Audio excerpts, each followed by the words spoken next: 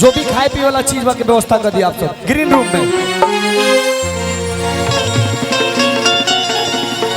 थोड़ा सा मंच से और पीछे हो जाइए आप लोग, थोड़ा पीछे हो जाइए, मंचों से पीछे हो जाइए आप सब।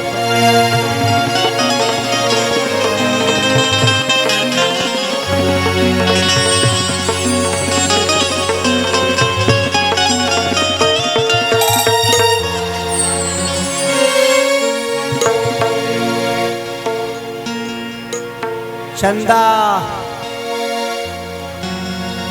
ये खाली लोगों के लिए कर रहा हूँ, सीरियस मत होना। हाँ भाई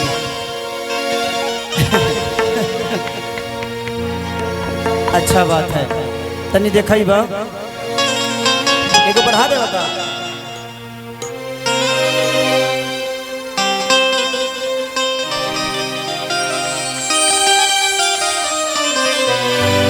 ये गाना मेरे बहुत अजीज मित्र, मेरे भाई, मैंने बहुत प्यार करता हूं मैं। आप लोग 82 विधा देखे होंगे अजीत हलचल जी को।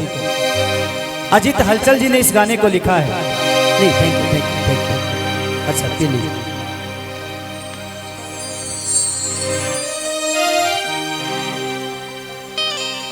इस 4 सालों में कितना कुछ खोया, कितना कुछ पाया पता नहीं, बट आप जैसी महिला को कौन खोना चाहता है। तू तो जिंदगी में यही दो समस्या के हाल बन के, हमारा आँख में समैलू का जाल बन के।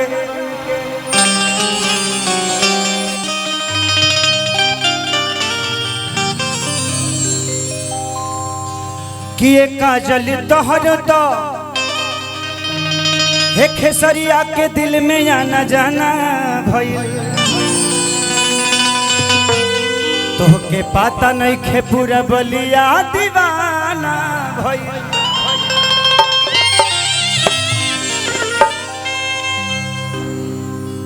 कि तूवे की बारी कह दे तू तो तोहरा पमरती हो,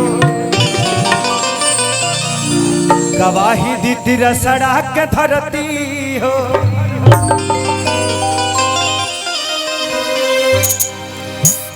कि हम तो बहुत पछतैनी हो,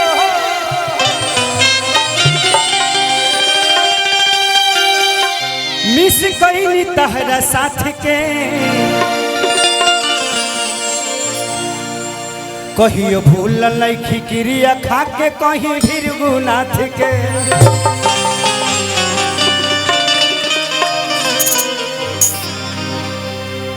खेसरिया खुद में एगो राइटर है कि जहाँ जईबू ताजा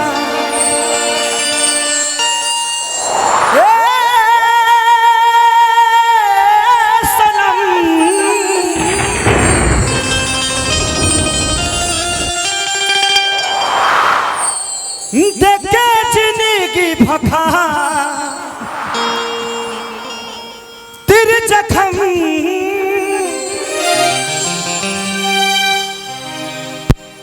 कि जनी सोचा हमारा बारे में,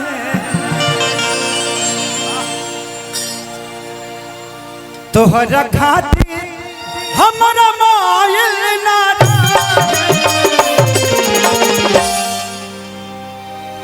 ये प्यार काल्हे परसो के काजिल न रहे।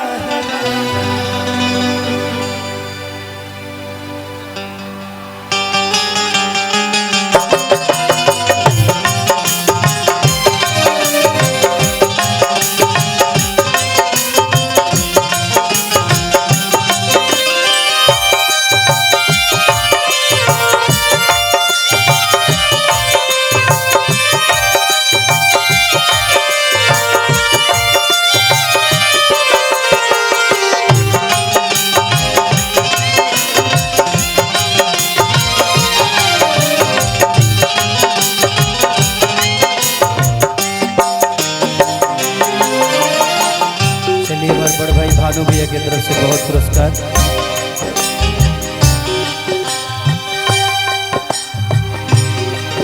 जहाँ जईबू तजा ए सनम तेके जिंदगी भभा तेरे जखम जनी सोचा हमारा बारे तोहरा खातिर हमारा मायल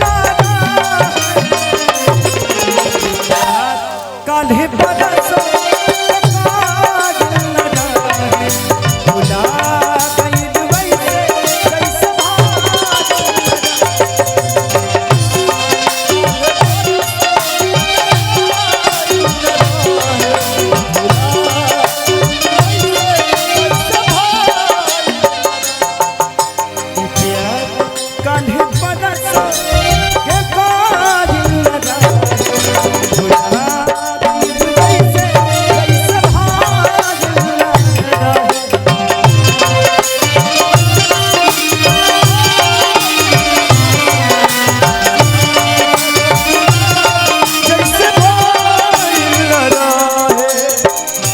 गली में तेरा आना जाना था,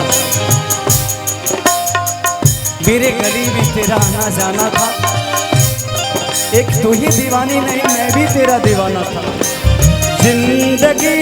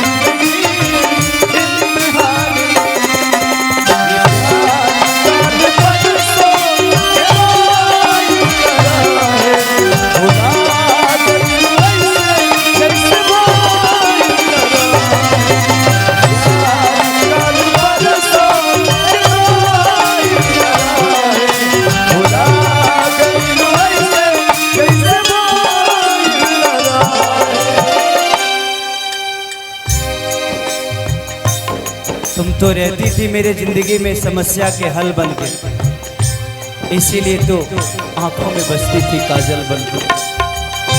गंगा के पानी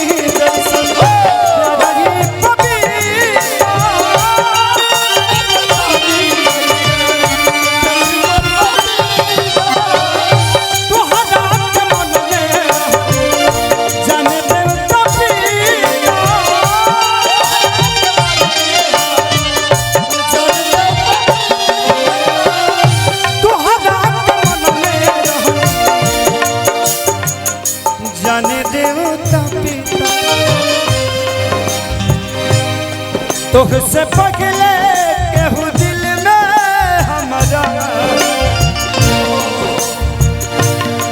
तुझसे पगले केहू दिल में हमारा। सुन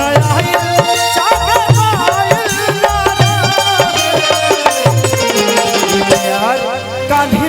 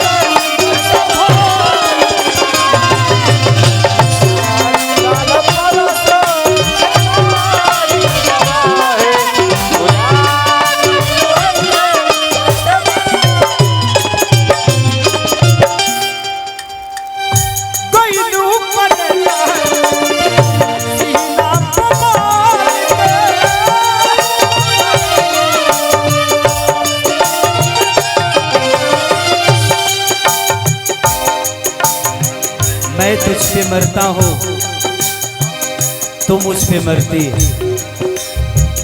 मैं तुझ पे मरता हूँ तू मुझ पे मरती है। इसे मैं नहीं, ये पूरी बलिया की धरती है।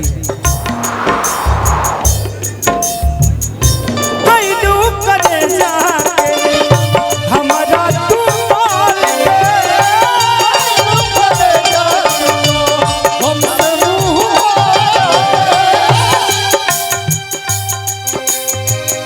जाके दिल में बसा अजित हाल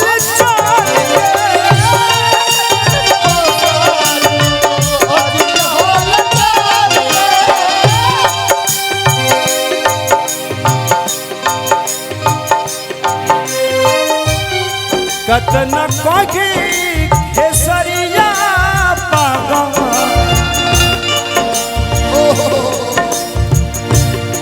कतन कोगी खेसरिया पागा तोहरा